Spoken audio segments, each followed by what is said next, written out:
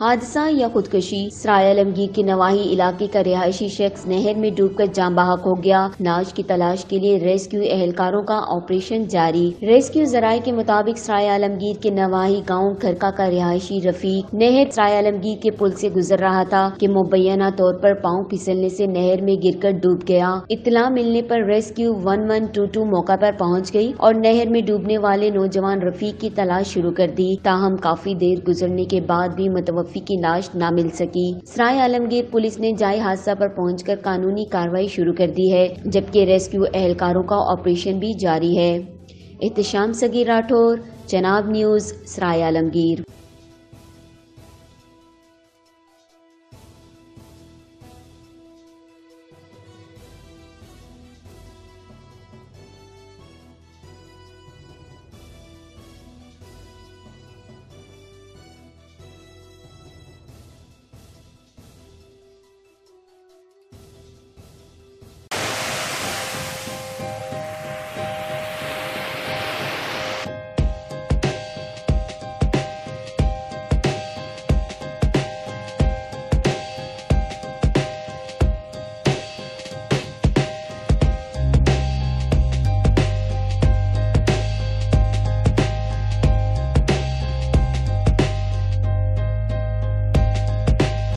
हर खबर पर पहली नजर सिर्फ चनाब न्यूज पर।